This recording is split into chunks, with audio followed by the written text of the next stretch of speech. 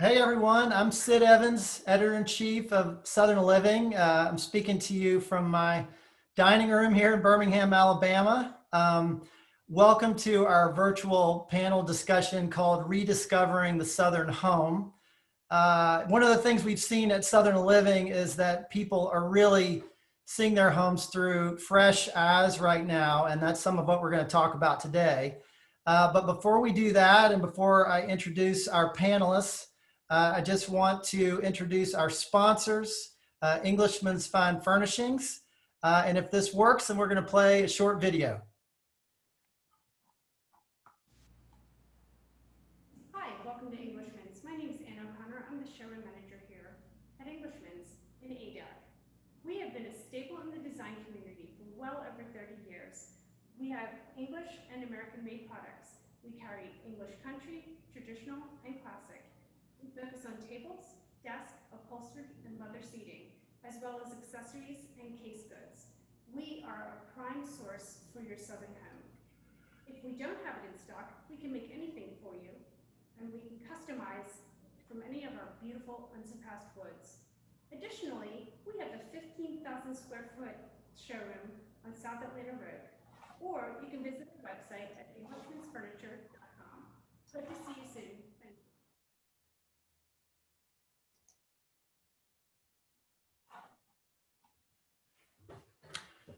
Okay, welcome back everyone. And thank you so much for coming. I'm so thrilled to be doing this panel and I'm very excited to introduce our panelists. These are really some of the rock stars in Southern design, and we're going to talk about the idea of rediscovering the Southern home, how it's being reinvented, reimagined, and rethought as we all adapt to this crazy changing world.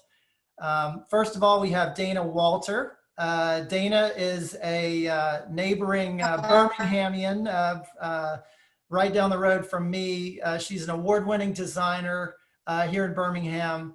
Her projects have been featured in Trad Home and Southern Living, Atlanta Homes and Lifestyles, and House and Home, and many others. She was named to Trad Home's new Trad list. She was a finalist for ADAC Southeast Designer of the Year in 2017, 18, and 19. And she's also just a lot of fun. So welcome, Dana. Thank you, Seth. Next, we have Erica Ward. Erica is, hey, Erica. How you doing? I'm great. I'm happy to be here. Erica is another award-winning interior designer and the founder of Erica Ward Interiors, a design firm and showroom that's sort of contemporary meets classic. She's in Atlanta, but she has clients all over the country and is usually on an airplane, except for times like these. But Erica works with a lot of brands like Home Depot, High Point Market, ADAC Atlanta, SC Johnson and Company, Row Furniture. So there's plenty keeping you busy, right? Yes, it is. So welcome, Erica. Barry Benson, another rock star. Hey, Barry. Hi, Sid. So good to be here. So Barry is in Charlotte, North Carolina. And really, best known for traditional homes that she injects with this incredible energy and color. So much fun. I just love your design. And in addition to interiors, Barry designs a signature line of furniture for Highland House and a line of decorative hardware and accessories for Addison Weeks. And her work has been published pretty much everywhere. So welcome, Barry. Thank you, Sid. Glad to be here. And last but not least, Brandon Ingram, an architect in Atlanta. And I just want to say that I'm wearing a jacket today because I was on a call with Brandon about an hour ago, and he was looking really spiffy in that jacket, so I felt like I had to step it up. Always raising the bar, Sid. So Brandon is the principal architect at C. Brandon Ingram Design in Atlanta, and they focus on custom homes, renovations, and architectural interiors. We've worked with Brandon for years at Southern Living. He's incredibly talented. He crafts homes that are kind of rooted in history, but also are very much of their time. He's a South Georgia native, a Georgia Tech alum, two-time winner of the Philip Trammell Schutze Prize. I'm not saying that wrong. For excellence in classical design. Brandon, welcome to the panel. Thank you. Happy to be here. A huge fan of your work. Thank you. So I wanted to spare these guys from having to introduce themselves. But one thing that I do want to do is let them talk a little bit about their work and share some projects that have been meaningful to them or that represent their work in some way. So I'm going to try and share that right now. Y'all tell me if this is coming up. There you go. Is that working? Yes. All right. Okay, so I want to start with Dana.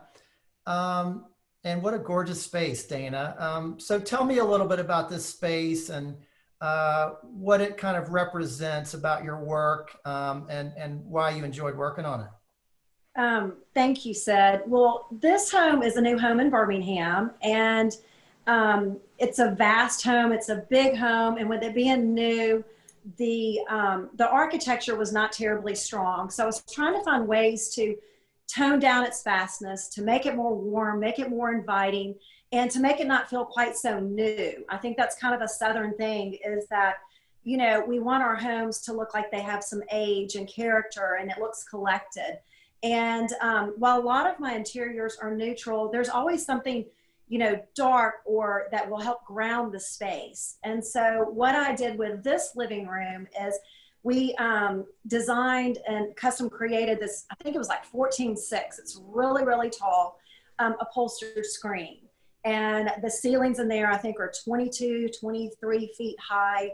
So the draperies go all the way to the top, but it looks very subtle. There are so many details that went into it. And that's what I love, is to me, you look at it and it looks simplistic somewhat, but when you look at it carefully, you see the design of the nail heads and, you know, that the top of the upholstered screen lines up nicely with the stair railing. And then what you can't see in the picture is there's 2 rows of banding, contrast banding on the top of the draperies. And they line up, you know, perfectly with the limestone on the fireplace. So there was just a lot of teamwork that went into it. A lot of just coordination and just details. And I love details. To me, that's what really makes a project special. Well, Dana, if you got a quarantine somewhere, that looks like a pretty good spot to do it. It's a good home. It's a good home, that's for sure. All right, I'm going to switch to the next one. Okay. All right. This kitchen is one of my clients' kitchens that we finished recently. And the reason that I wanted to share this kitchen is that, you know, at first glance, you can look at it, you can tell that it's a fine kitchen, that it's filled with customization and details, but it's not so trendy that it's going to be dated in a few years. To me, it's very tasteful and it's very warm and inviting. It's a mix of finishes and texture for a collected feel, for just a, you know, it kind of looks like it's hard to tell really how old that it is. And while this table is not an Englishman's table, I love incorporating Englishman's products. I use a lot of their products because you can customize and, you know, change the finish and make it a certain size and change the leg to really give a good Southern home the feel of something that has the look of something being old, but it's brand new. Tell me about those light fixtures. So those light fixtures are by Urban Electric, and they are one of my favorite lines to use. They just have really good quality, beautiful products, and you can customize many of their finishes. And it's just fun. It's just another way to add another detail in any interior. Beautiful space. Thank you. All right, Erica Ward, what can you tell us about this space? So I chose this space because it speaks more about kind of design in a hurry. And that's typically kind of what I'm getting right now is everyone's in a frenzy to have something and something now and something beautiful. And in this home, we did design every single room in the home, and this one got kind of thrown in at the last minute. The family were headed to Aruba, and the only thing in this space was that sectional.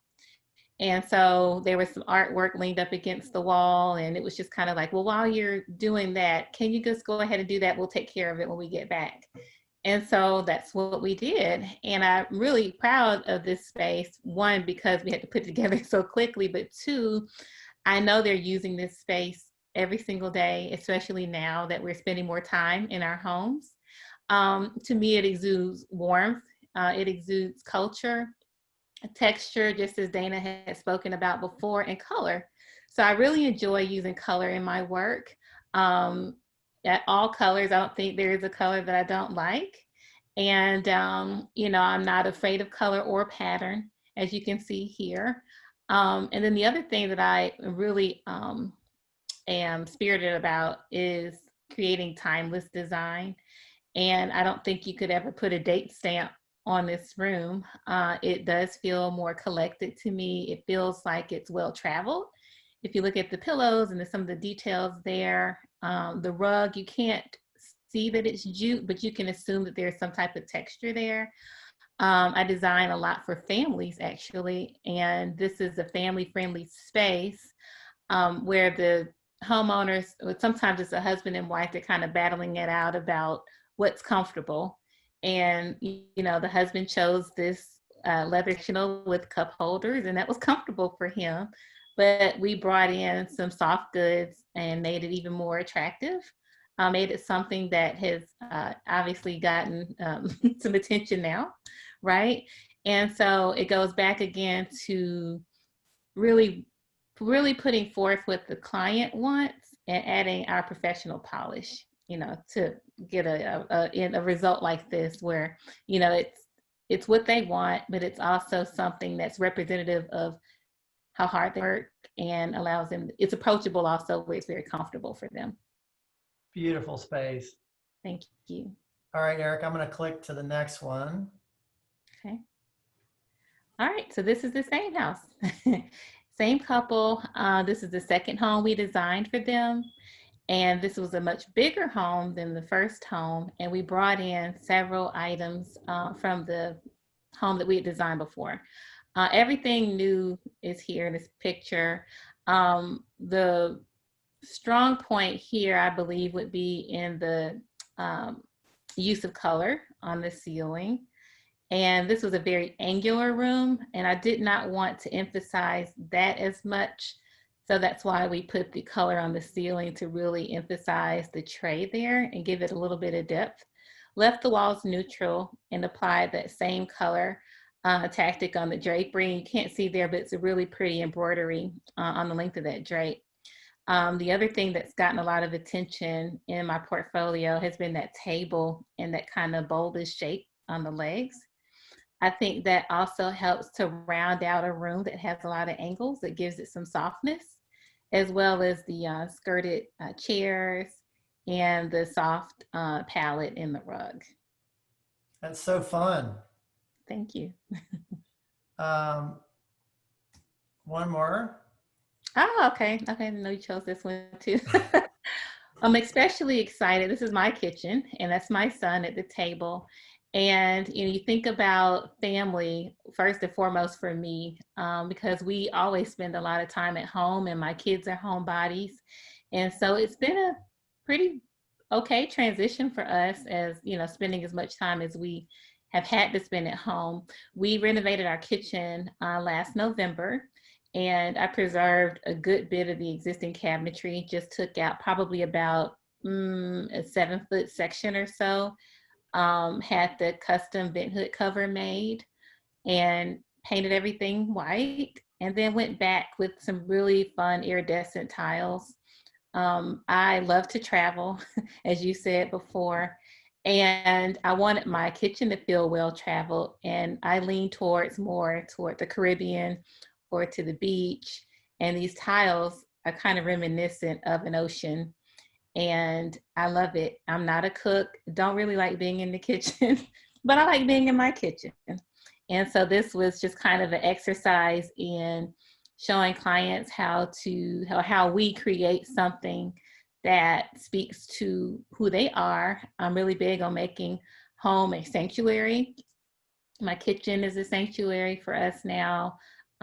We not only have our meals here, but as you see, he's coloring there, have our family meetings, or we'll just sit in a comfortable chair and just talk to one another. So yeah, that makes me especially happy to see that picture. That is a very clean looking kitchen table. Thank you. What a great looking space. I just love the tile. That's gorgeous. All right, Barry Benson, tell us about this bedroom.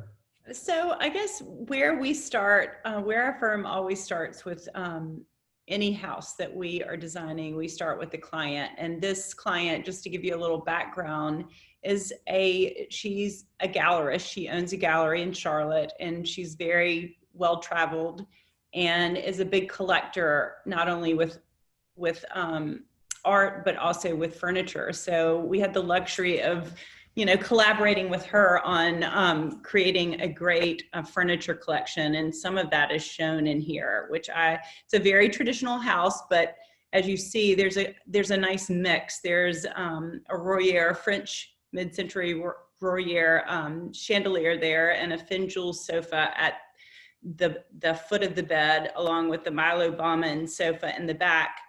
And then it's paired with velvet draperies, silk draperies, and a de Gournay panel in the back. And I think that's the reason we chose this photo, is because it just shows sort of that combination and how they can be married together. And especially during COVID, I feel like this was it's a very generous room, and there's an opportunity to have a little living area within your bedroom, and what a nice place to get back to after you've been homeschooling. And if you can get away from your children, it's a great place to go. So I feel like it's been very successful, and she's enjoyed it. And I think it shows a lot of her personality in it with the collections, and you feel like there's a level of sophistication in the pairings. It'd be hard to get out of that bed in the morning. I know. All right. What about this dining room? Yeah, well, thank you. And this is the same client. As you can see, there's the art sort of leading the design here.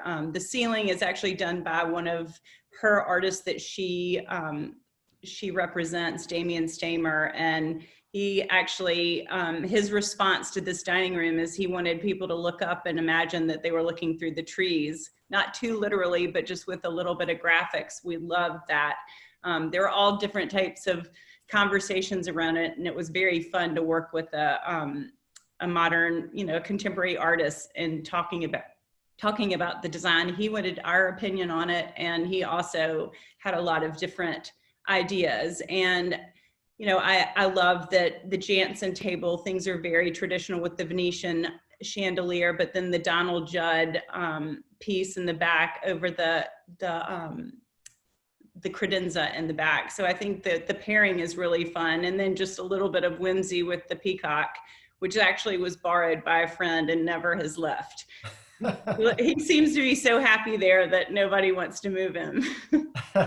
He looks very much at home in that space. So again, I just think it's the draperies, there's a lot of tradition and nod to the traditional architecture and the formalness of a dining room, but then there's the modern art that is sort of taking it a little bit youthful. This house, when you walk in, is pretty grand and traditional, and it's fun to have these pieces to take it.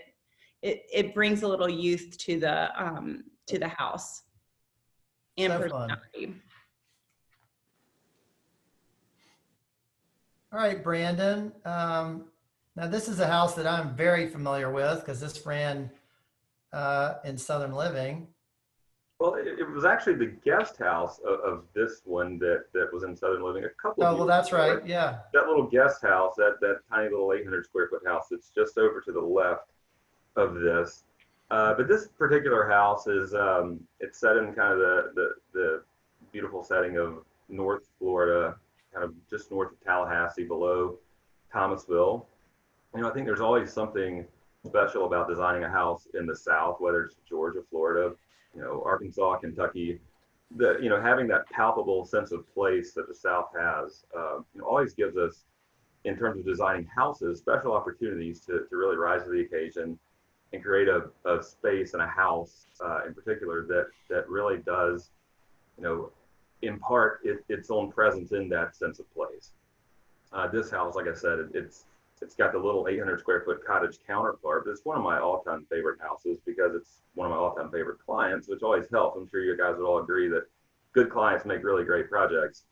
But this one happens to be on the smaller side. Believe it or not, this is only 2,800 square feet. And when you have a project that's around that size, personally for me, 2,800 square feet to 4,000 square feet is always kind of a sweet spot on really being able to dial into the details, drill down onto the really good special moments. And that's what I think really happened with this house. I love a classic white house. This one has a beautiful silver standing seam metal roof. There's some antique brick, and my goodness, I think we all love a good boxwood. And this one kind of checks off all those boxes, I think. So one of my favorites. And what about this one? Another cottage, another really small house here. This actually was in my firm. This is job number 001. This was the very first house I designed after I started my own firm, down in deep South Georgia, just about as close as you can get to Florida without crossing the line. Again, really special clients, mainly because they're just nice people, but also because they were my very first clients. This particular house sits on nearly 6,000 acres on a beautiful, kind of pristine hunting property, quail hunting property. And when these clients first met with me, they're bankers, and he really wanted a red brick Georgian house with big white columns. That was really the only direction they gave me.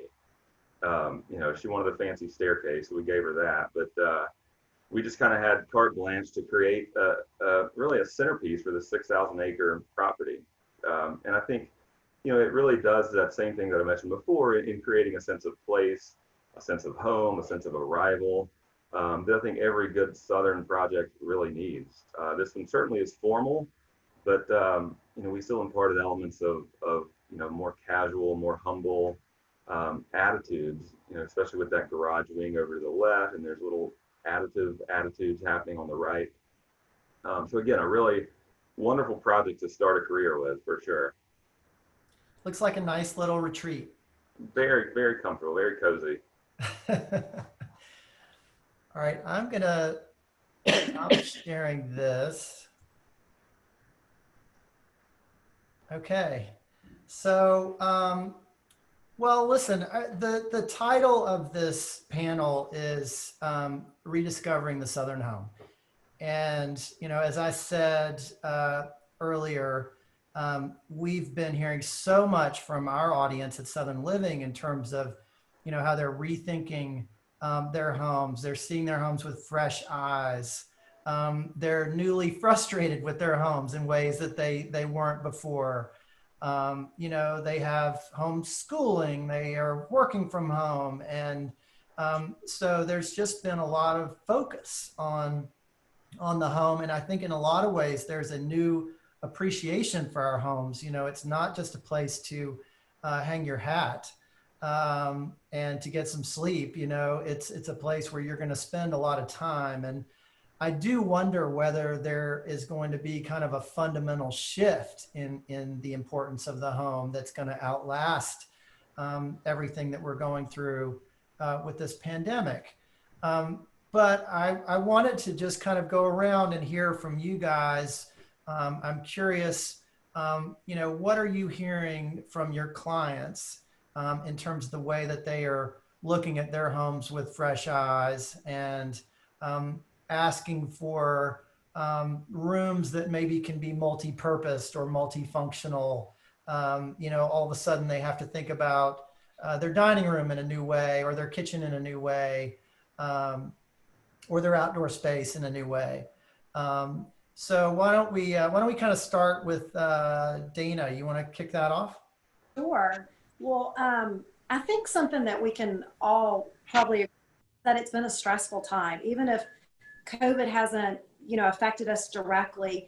It's been stressful because it's been unknown, and we've been spending more time in our home. And I'd like to think for with our firm that functionality and practicality of a space has always been part of our conversation. I don't like a room to not have, I always try to include something in a room that's going to draw the family in there. So there's a lot of conversation about what can we add to the space? What can we do to it? What can we create to make you and your family want to enjoy it more? And I think we're starting to see a lot more of these rooms where they are serving multi-purposes. Your dining room's not just for eating anymore, it's for doing homework, or your living room, trying to make sure there's a comfortable spot that you can do homework, or check your computer, or check your emails, or have a Zoom call, right? So just trying to find multi-purpose. With my clients, we're working on a lot of vacation homes right now.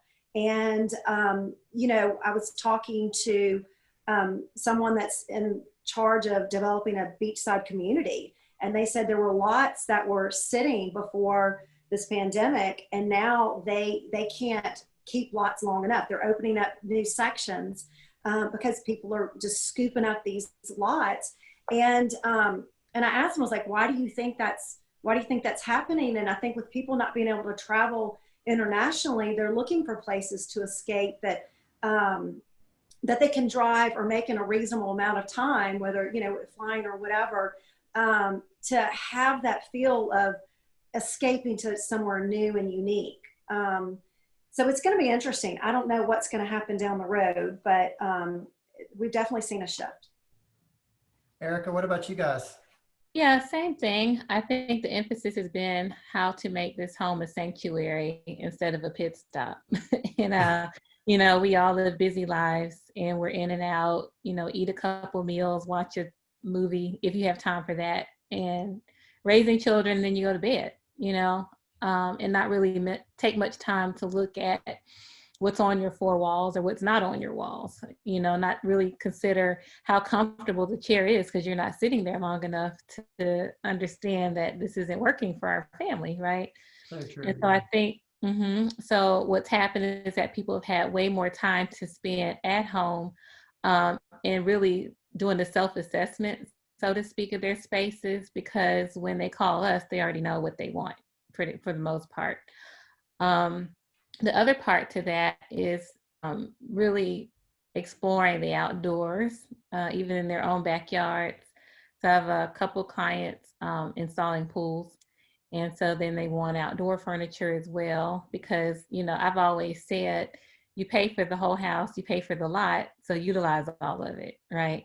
And, we live in Atlanta where it's pretty much, decent weather. I mean, we can still be outside well into the fall and maybe even early winter, with a blanket maybe. And so why not really extend the home to the outdoors? And that's just kind of what we're doing as well, really helping out with those exterior outdoor spaces. Yeah. Mm-hmm. Barry, what about you? Well, I'm married to an architect, and I also have 2 kids, and I don't know if it's because we have a heavy dose of creativity in our house, but there is no place that everybody, at the beginning of COVID, I was so worried about where they were going to do their homeschooling, and everybody was like bringing desk into areas.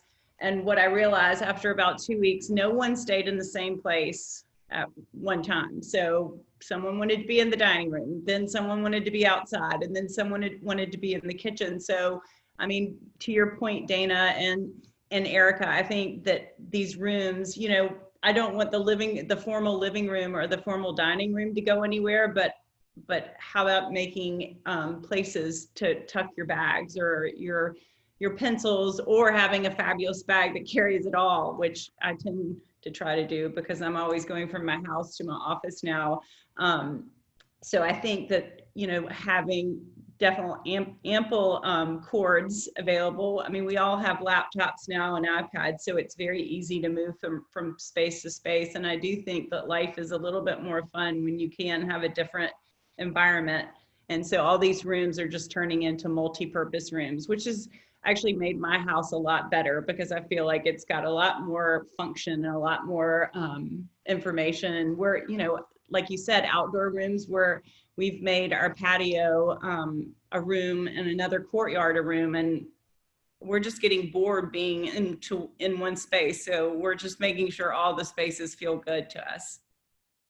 Yeah, you know, you can maybe see I've got a little tiny screen porch behind me here that I never used ever. And it just sat there, and I cleaned it up, and I've been out there all the time this summer, you know. So yeah, you're really, you know, rethinking those outdoor spaces and taking advantage of them now.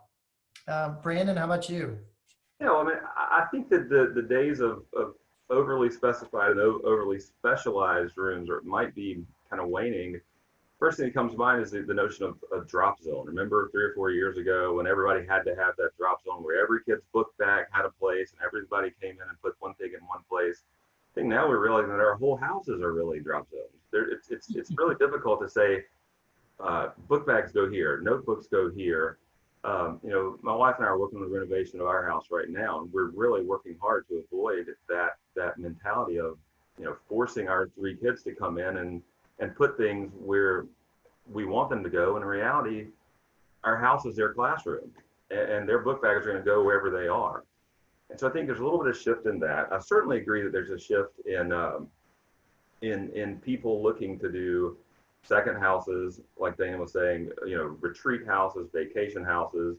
Renovations are rampant here in my office now. I think people being locked up in their house for so long, they're just tired of it. And along those lines, I think there's an interesting thing happening where people that are doing renovations, I think they've been with their kids for long enough. They're interestingly realizing how quickly their kids are growing up, and they want the renovations done now because they want to capture that window while their kids are there. Like all of a sudden people realize that the value and the importance of the time that we have with our kids. And so there's a, you know, just a quicker timeline that people are looking for to get things done. It's not really about making beautiful spaces, and of course it's always about that, we know that, but it's more about getting things done so their families can enjoy their house in a level they haven't before. And the last thing I would say that I think is really interesting is I've always been a fan of the non-open concept floor plan. I love rooms that are rooms and you know, thresholds and doorways. But I think it's accelerated that a little bit in what I've been seeing, in that people are much more apt to want to have their kitchens a little more isolated. I think maybe it's because moms are just enjoying, and dads who are enjoying some space alone without the kids being right on top of them. So kitchens that are not quite such oil slick spaces that lead directly into living rooms and dining rooms. There's an interesting shift toward you know, a little bit of isolation where it can happen. Yeah. So I wanted to ask y'all about kind of custom solutions that you're having to come up with during this time, and you know, trying to solve very unique design challenges. And I'll kind of throw that one out to the group. Is there an example of something you've had to do in the last 6 months that was really super custom and where you had to get really creative?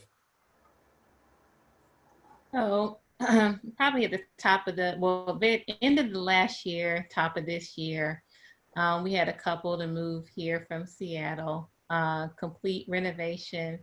And it was very open. The house is very open. And so we had to almost kind of give them an idea of how to use those rooms.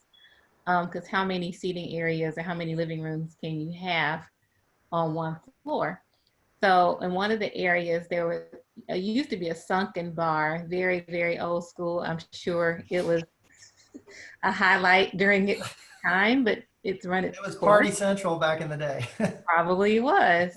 So we leveled the floor and created a custom bar for them. So we didn't lose the purpose of the room, but we just brought it up to time. And the custom bar is very interesting because the front of it had channeled upholstery. We did some really funky things with the quartz countertops and just really made it, but you still have to make it where it feels livable and not like a lounge, so to speak, you know, because it's so open and because there was no division of space between the keeping room and this bar area and then the neighboring conversation room, then the open sunroom, and you know, it's just like rooms on top of rooms just open. But anyway, just being able to create again and not having any knowledge that we were going to be experiencing this right now. And I don't know if they're using the bar every day, but if they are, no judgment. But that place is there, you know, where they can actually go get a drink and not have to leave the house. Based on my friends, I think people are using their bar quite a bit. Yes. We've done something similar. We've, you know, there, as you're saying, Brandon, like having individual rooms. I'm married to an architect as well, and he always cautioned against the big kitchen / family room because there's going to be a time where you're going to want it separated. And we've done things where we've created bookshelves and then pocket doors that can slide so it can open up when the family needs to use it that way and they need to watch the kids, but also can have a little bit of delineation of space when, you know, they need to have people over, or someone needs a Zoom call, or you want to cook while your kids are watching a very annoying television show. Right. So I got to ask, what are y'all doing for design inspiration these days? I mean, you know, you can't actually go to an in-person conference, and, you know, you can't have that many meetings. You can't really travel anywhere. What are y'all doing to stay inspired? I think for me, ironically, the quieter that I am, I guess because, you know, we all live and have busy lives, and I'm very task oriented, and it's made me, during this time, it's made me have to step back and take a deep breath. And really, I'm most creative when I'm quiet, and having a little downtime is really, ironically, I feel like made me more creative and dream a little bit more, you know, like not only about the projects that I'm working on, but what do I want to do with my life? I'm an empty nester, you know, my husband and I recently, and so I just find like quiet is good for me. I can kind of listen to my inner inner self a little bit better. We have, and it's given me a chance we have so many old vintage design books and actually catalogs from the Bunny Mellon auction books and all these things that I had grand hopes all my life of pouring through, but never have been moving so fast that never had a chance to do it. And I feel like I've returned back to that sort of inspiration. I mean, I'm dying to travel. I mean, my suitcases are ready to go, but I know that I need that. I love the quiet, but the books, the old books and finding different places of inspiration has been where I've gone. I agree with that, Barry. I'm an avid collector of books, architecture books, design books. And it's been nice to sort of just have an opportunity to just look back through the library and pull some out you haven't seen in a while. And I'm sort of old school too. I'm not really into Pinterest and Howls and all that sort of thing for inspiration. So I love books. I love magazines. My wife's grandmother left her stacks and stacks of old Southern Accents magazines.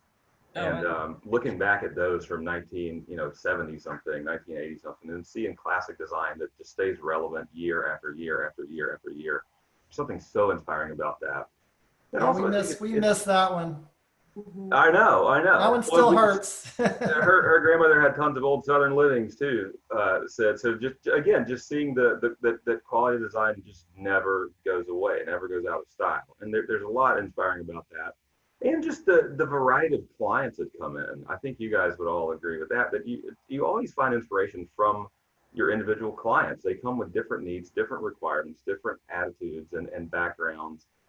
And being able to see life and see experiences through their eyes and design for them, it's always inspiring. It always kind of brings out a new, kind of touches on a new part of our brains. Yeah. Well, I want to interject here for a second that anybody listening, if y'all have questions for the group, we're going to turn to some questions in a few minutes. I've got a couple more of my own, but you can just send us a question through the chat function, and we'll be taking some questions in a few minutes.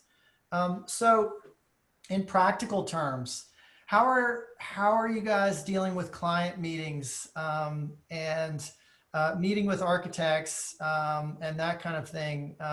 Has that become much more challenging, or have we just sort of rolled into Zoom and and doing everything that way?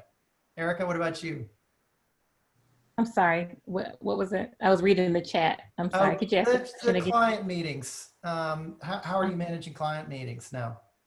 Oh, I mean, we still do face-to-face with clients. We come wearing our masks. We still do social distancing. And then for the clients who would prefer not to meet in person, we have used Google Meet, Zoom, those type of applications. And with design, you do spend on the front end a good bit in a client's home, or even I've had a client leave the house so then we could come in and take measurements. And so it's been one of those things where you, as creatives, you have to be more creative about how you want to get your job done. But then we also do spend a good bit of time away from the client doing the design work. So just the interfacing hasn't needed to be any more than what it usually is. But I think right now it's just finding out what's comfortable for you, right? Your staff and your client, and trying to, bring those comfortabilities together where everybody can feel, okay with moving forward. I do have to say that it's been very, very nice to have my younger staff be able to manage all of this. I mean, we are fully on CAD. We do a lot of hand drawings, but we also have, I know when I'm trying to manage a presentation or a Zoom, I am not as adept, and it is really nice to have, the 26-year-olds that are fast as lightning, can share the screen, show what they're searching, present the end design. And I feel like that has been a huge help, is having those girls really knowledgeable about how to put together presentations through InDesign and show screens for CAD. And that's been we were in early stages with about 3 projects in the early stages of COVID. And that's been huge, that we could meet with everybody and show things through our computer. And I think that won't stop. We definitely are now really needing to be around each other and doing what you're saying, Erica, just being very careful and wearing masks, but a lot can be done to be careful. And I think, thank goodness we've had this technology for a while now. I discovered GoToMeetings. That's how we've been doing a lot of our projects that are out of town or out of state, to discuss them. But just having, I've had FaceTime meetings with builders to walk through and just see details, because we, couldn't jump on a plane to be there to see it in person. And then, like Barry said, we had a couple of full home presentations that we were in the thick of right when COVID hit. And one of the presentations, the client lives here in Birmingham. So we literally had everything. And of course we had it labeled, but we did a nice tidy package, and, with a big basket that was, stacked according to the rooms that we we're going to go through, and then had our presentation bound and printed professionally. And as we went over it in person, and on the computer with them, they could follow along. So we just had to be creative and just make the best of it, and just do what we've had to do. Well, I want to kind of wrap up by asking y'all about some of the people that helped you get where you are. I mean, all of you have had very successful careers, and you're doing incredible work right now, and seem to be busier than ever. And I'm wondering what you would say to a young designer or a young architect who's trying to come up in this time and sort of develop a business and a reputation. And if there's someone that really helped you along the way, I would love to know that as well. Erica, why don't I start with you? Yeah, so in all honesty, I mean, entrepreneurship, sole proprietor, otherwise, is a very isolating thing in the beginning. And it takes a lot for you to, um, if you want to be more, I guess, less isolated, you have to attend certain events, interact with fellow designers, and be genuine about it and ask people about themselves. You know, people like to talk about themselves, and in them talking about themselves, you may learn something that, you could implement in your own life or in your own business. I think sharing information is a big deal, especially if you want to establish some type of relationship with the person. Dana has been great. She's been a ruby in my crown. There's another designer here, local, Sherry Hart. She's amazing. And these are women who we've just have, I guess, our spirits have just kind of connected with one another, and it just sparks, a conversation, and it just blooms into a really great friendship. Same thing with Marie Flanagan in Houston. She's doing wonderful things, and one of her books, her first book just came out, and that's one that I've been pouring into during quarantine. But as far as she's in, Houston, it doesn't matter because of technology, as we're talking about, and her openness and being able to share. Even on a personal note, when my son was ill, she sent gifts and presents for him and just asked how I was doing. That's really important too. So, I mean, I think, getting back to what you were saying, well, how does that help? I mean, it helps to know kind of how other people are doing things, but it really boils down to what you want for your business and being really self-examining in that and honest with yourself. And once you know that, just kind of taking things step by step, and because it could be overwhelming, honestly, but taking things step by step and establishing your own path, I think is more useful than anything else, because my road or my journey doesn't look like Dana's journey, doesn't look like Sherry's journey or Marie's journey, right? Or anyone's journey for that matter. Because I think I might be the only one that's crazy enough to go out and do what I've done with 5 children. So, yeah.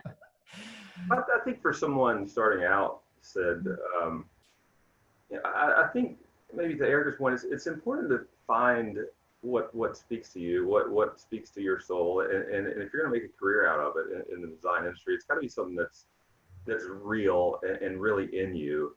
Otherwise, it's going to be a struggle. Another thing they don't tell you is that to be a creative and operate a business, you also have to be a business person. And that, I think, is probably the biggest challenge, is we're all such right-brain people. And to have to really click in the business side of it. This is not just a hobby for any of us, although most of us probably would do it for free if we could. I know I would, but you just can't. You'd be a starving artist. Right. Nobody wants to be that for long. But I think there's that aspect of finding yourself, being true to yourself. I mean, I, for instance, could not do what the amazing Bobby McAlpine does. My mind doesn't work that way. I couldn't do what some of these wonderful modern architects do. I've kind of found what naturally flows out of my brain and out of my hand in houses I design. And that's what kind of makes the business side palatable, I guess, if you will, because I can find so much joy and enjoyment out of what I'm designing. In terms of mentors for myself, there's a professor at Georgia Tech, Elizabeth Dowling, Betty Dowling, who literally wrote the book on Philip Schutze and all the great, lots of other classical architects. She wrote the book on them.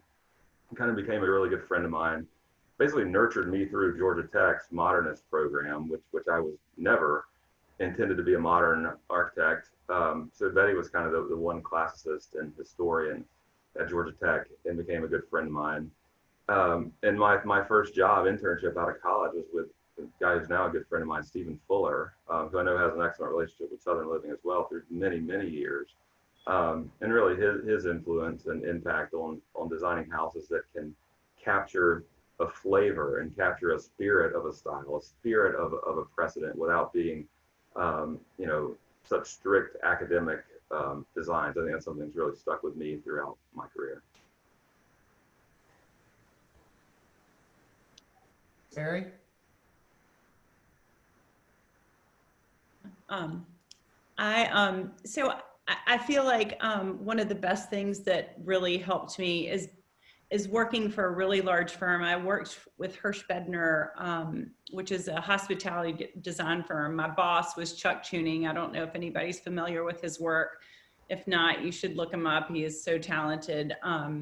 He did, I mean, from I guess Savannah, amazing Savannah historical projects to the Gritty Palace in Venice. But he brought me into Hirsch-Bedner, and I did, and also Jan Clausen, who was she was more of a modernist at Hirsch-Bedner, but they taught me the drawings. Even I was slugging through some of the details and all the things like that. But what I did realize is I learned how to manage very large projects from afar.